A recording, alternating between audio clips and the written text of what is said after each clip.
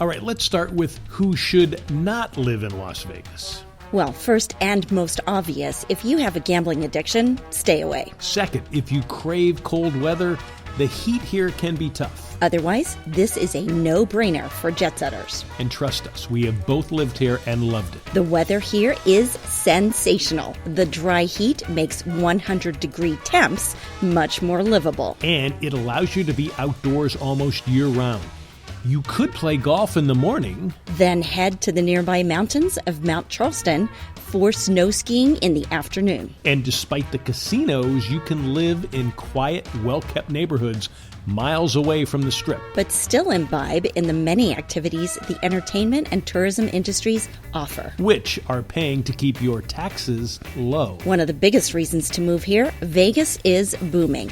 The joke is that the crane is the state bird. High-tech and disruptive industries such as marijuana are setting up shop too. Hugh Anderson is a financial advisor who has lived in Vegas for 25 years. He's seen boom to bust in the Great Recession and then to boom again, along with some new industries.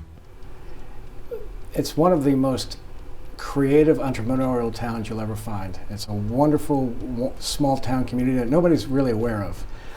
But the reality is, since 2006, 2008, the Great Recession, we've had a couple of brand new industries land in Las Vegas. One is professional sports. That didn't exist 5 years ago. Now we have, I think, 4 professional sports teams and another 5th on the way, and promises of 2 more. So we'll have every major sports league covered probably well within the next 10 years. And that's a major industry. That has ripple effects throughout the industry. The other is esports, which you may be familiar with, but it's the concept of these professional gamers who play these video games for money in massive tournaments.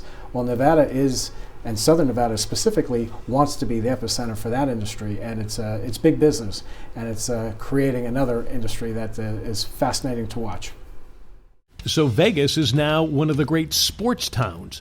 The Golden Knights almost won the Stanley Cup in their first year. And the Raiders arrive from Oakland. Plus, there are great sports bars in the neighborhoods that have inventive drinks and superb food. And you can bet on sports almost anywhere. And there is only one place to experience March Madness.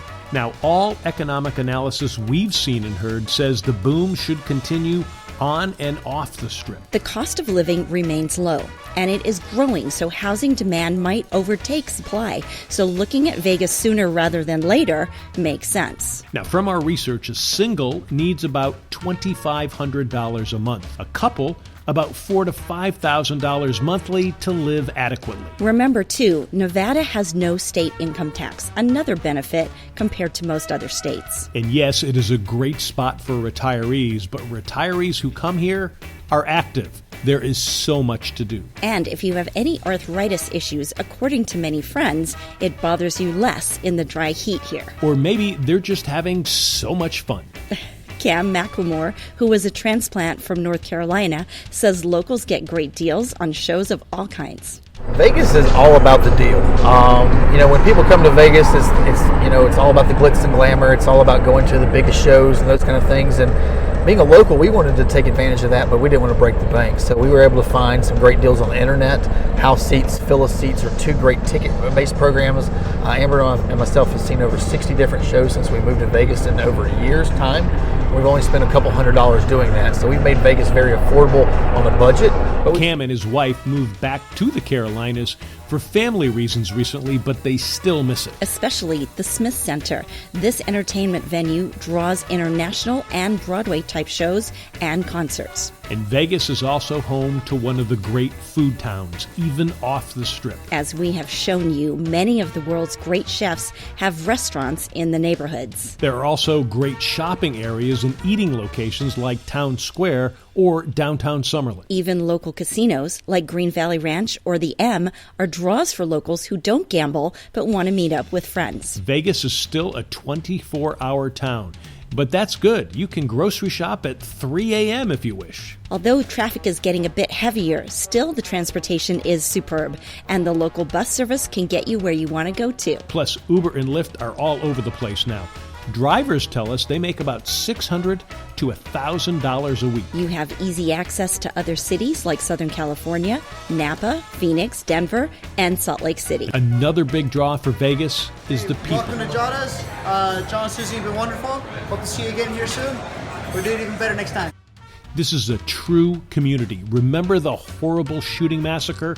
It's hard to forget. But take a look at how the community came together to help everyone. No one hesitated to come out and overwhelm the system with donations, blood, time, money, you name it. They were very, very dedicated to helping those in need. And that's not supposed to happen in Las Vegas. Everybody's supposed to be too self-absorbed with gambling or whatever else they think we do here. But it's a great small town community. And consistently in the top 2 or 3 responses I get is the people are so welcoming here. Everybody wants to help. That is the Vegas spirit. Friendly neighbors and great service. So why not consider Las Vegas?